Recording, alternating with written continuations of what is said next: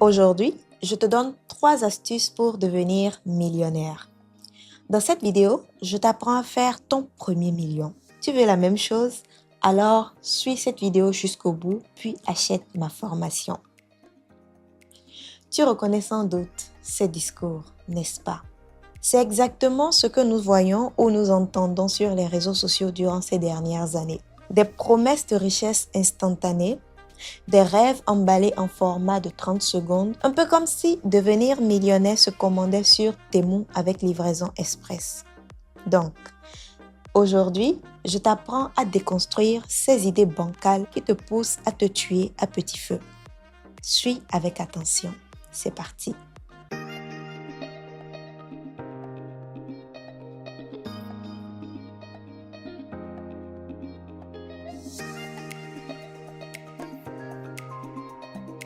Bonjour et bienvenue sur Dirham's Way, l'espace dédié à toute personne qui souhaite faire de son image un pilier de l'élégance et un véritable atout de distinction. Si vous découvrez la chaîne pour la première fois, je suis Mariam Diré, votre conseillère en images et relations publiques et comme toujours, c'est un réel plaisir pour moi de vous retrouver.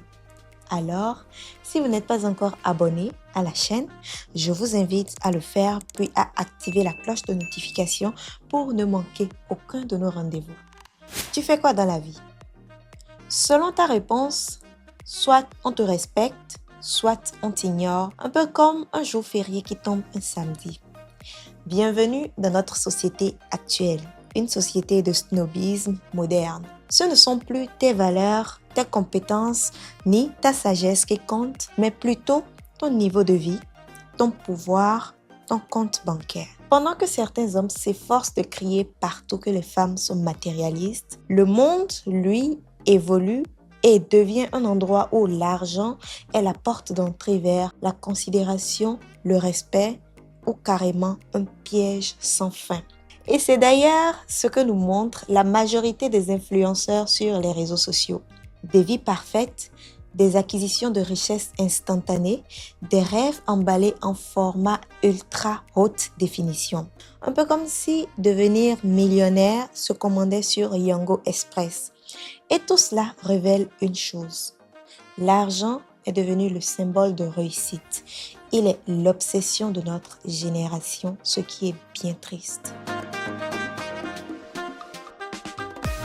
La réussite matérielle à tout prix est devenue la devise de notre époque, au point où certains finissent par perdre leur estime personnelle ou même leur vie en posant des actes surhumains, ignobles, voire abominables, convaincus que leur valeur dépend du nombre de zéros sur leur compte en banque.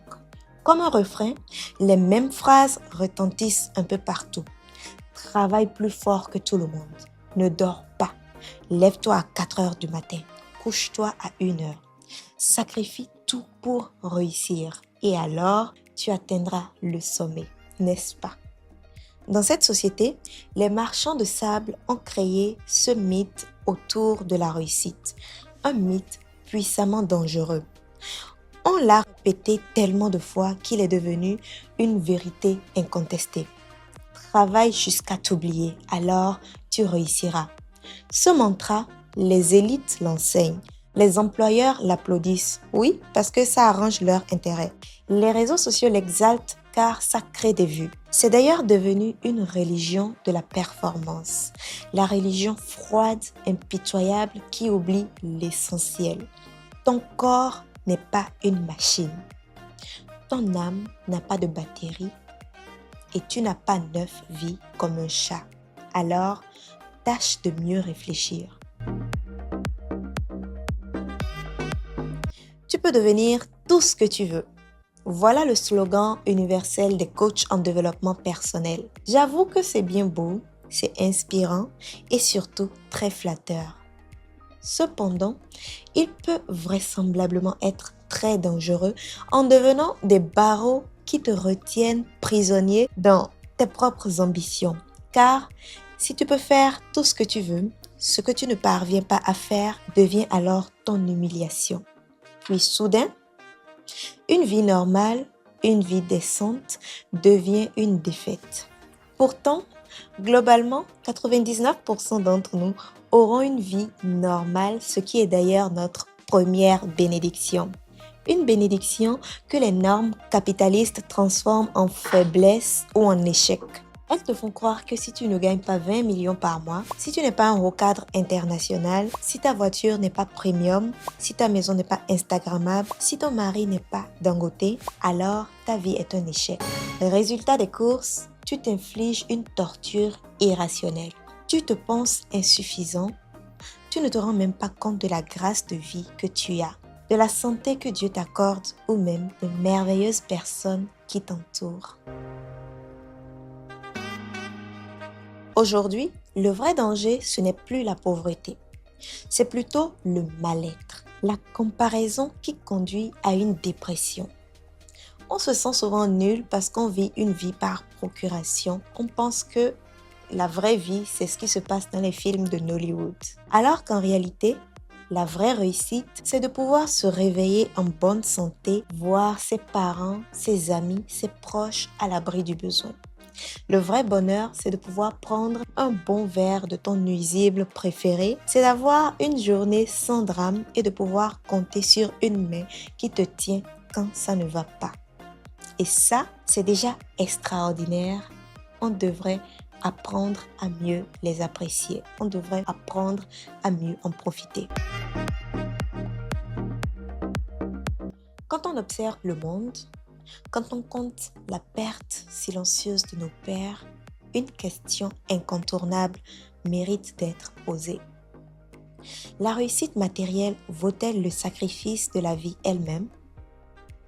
Et plus largement, quelle société voulons-nous réellement bâtir? Une société de gagnants qui meurent d'AVC à 35 voire 45 ans ou une société de vivants qui profitent pleinement de leur potentiel et parviennent à construire leurs rêves pierre par pierre sans précipitation, mais avec amour et bienveillance envers leur propre santé, toujours en gardant en tête que l'heure de Dieu est la meilleure? Alors, pour ne plus faire partie de ce diktat de la réussite imposé par des vendeurs d'illusions, il te faudra démonter un des nombreux mensonges les plus répétés aujourd'hui. Tu ne réussis pas parce que tu es paresseux. C'est faux. Peut-être que tu es un peu paresseux, mais bon, il te faut impérativement changer cette idée car elle peut constituer un véritable obstacle sur ton chemin. Ce que tu devrais plutôt faire, c'est de ne plus te fixer des objectifs absurdes.